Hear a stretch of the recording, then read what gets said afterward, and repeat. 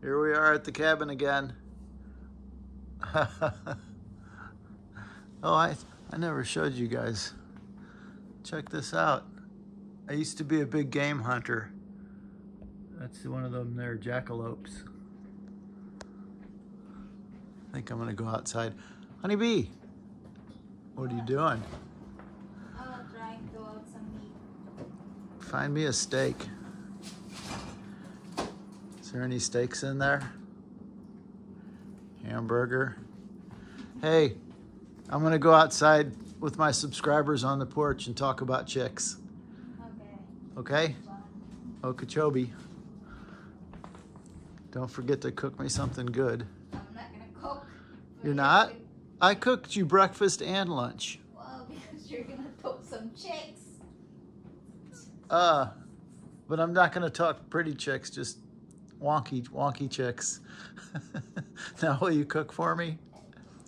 You're the only pretty girl I ever met. Let's go outside and talk about chicks.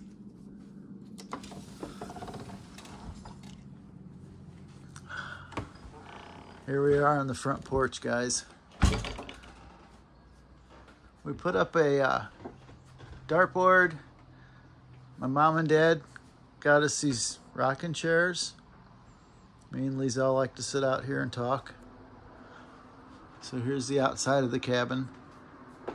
There's when I was crazy, man, and put up bars on the windows. Everybody thinks is a fire hazard.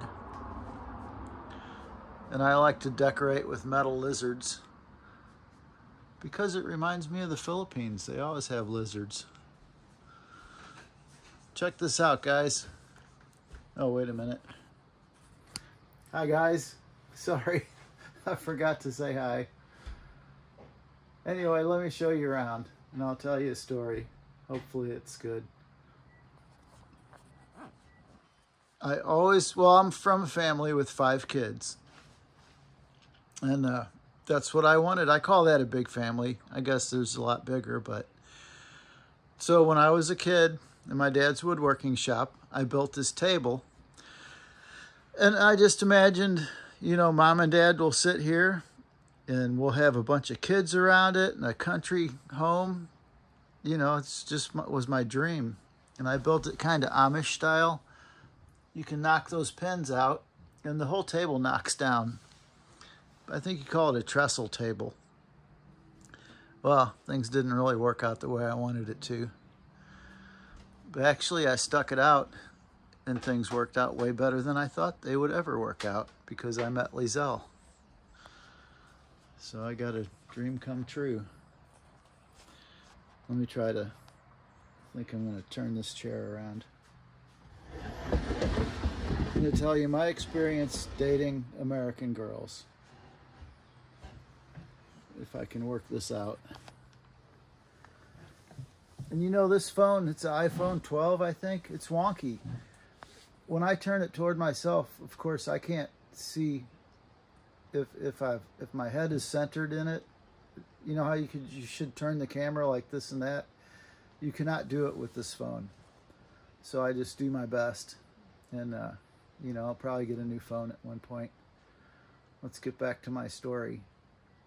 So 24, no, gosh, longer than that. Let's say 30 years ago. Yeah, about 30 years ago. I was living here, not in the cabin, but I had built another house farther up the road. And I was single, and I had good friends. They were 75, 80 years old. They were like my grandma and grandpa, real good friends. Ken and Helen. And I was the young, strong kid that lived down the road. I was single. I just lived here, you know, being a bachelor. And it was like a marriage made in heaven. Man, I did all their heavy work. They'd call me when they needed firewood chopped, anything like that. And they knew I was kind of lonely, so they were there to talk to. And I had hundreds of meals with them. It was just an awesome country kind of deal. And one day Ken, he says, Joe, he says, you're a nice guy. You know, they had known me for years. He said, there's a nice girl in town I want you to meet. and he's kind of setting me up on a date. And it was his birthday. And he said, you go down to this restaurant in town. And I'm not joking, it was called the Eager Beaver. So he said, you go down there and, you know, ask this girl for a date. I'm like, all right, Ken, it's your birthday. So I did it seriously, and I went down there. And I've always liked the little cheerleader kind of girls. But I couldn't get their interest in America, you know. I just didn't have the look they liked. But that's what I liked, the little cheerleaders, petite girl, pretty, beautiful little petite girls. And but I went down there to the restaurant, saw the girl, and she wasn't bad looking. You know, she had long hair. I liked that. She wasn't petite, but anyway, I figured Ken asked me a favor on his birthday, so I did it and sparked up a conversation. We went out, and everything went downhill from there for the next 6 years. We shacked up together. She always wanted me to make a baby with her. And I said, no, you have to be in love, you know, be married, be in love. So one thing led to another. We got married. She was pregnant within 2 weeks. And then the baby, the boy, he was 5 weeks old when she split with him. Broke my heart. It was horrible. Bad times. So let's get past that. I usually like to keep things a little happier, but I always hear the other YouTubers, you know, talk about their past, and this one time I'm going to do it because my channels never give up. And so I want to tell you this. And so that sucked. But I still wanted a girl, you know, I love girls.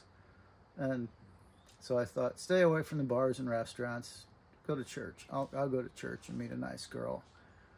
So I went to the Baptist church. There was one good-looking girl there. Kind of a blonde, younger than me, which was cool. Kind of wonky looking, but not too bad. So I went on to the Catholic church. There was a few there, but, you know, they were taken. One was too young. So then I went to a different church. Anyway, I went back to the Baptist church. Sparked up a conversation with her. We started dating a little bit. We'd end up at each other's house, watching the TV series Lost. Remember that, guys? That's when it was. And she had a son. Oh, the first girl had 2 kids also. She was single mother. This next one was single mother. And I met their exes. They were nice guys. They were actually better men than I am.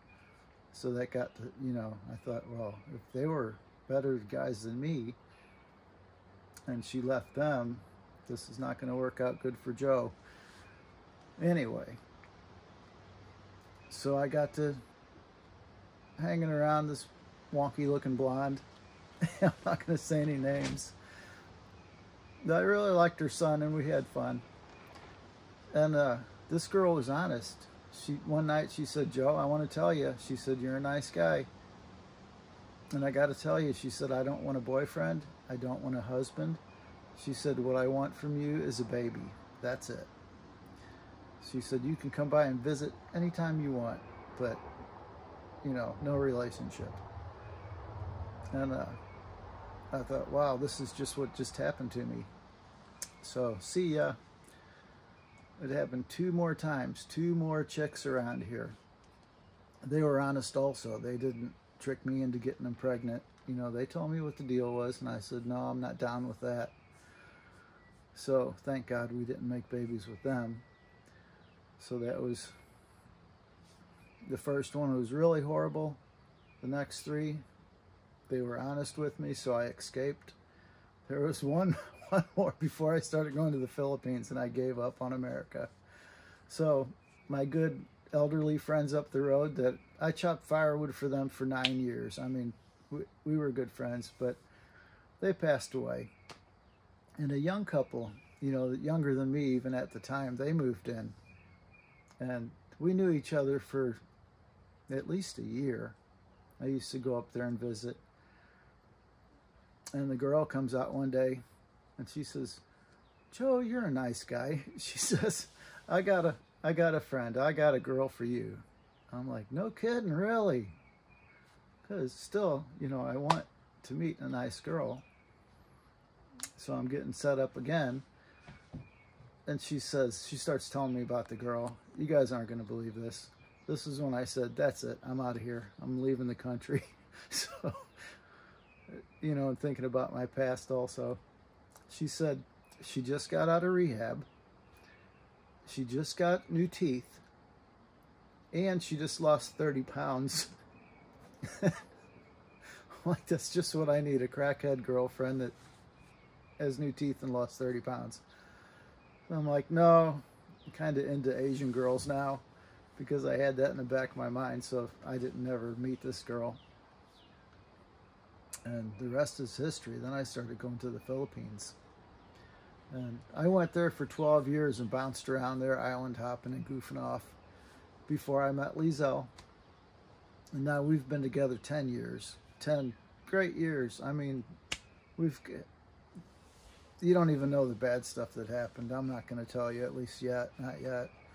It was a horrible life. Worse than, I don't know, I want to say than you can imagine, but you probably know. Anyway, super bad. But I never gave up. That's the point of this story. And that's why I named channel Never Give Up Philippines. So, yeah, it was a horrible life. Horrible. But,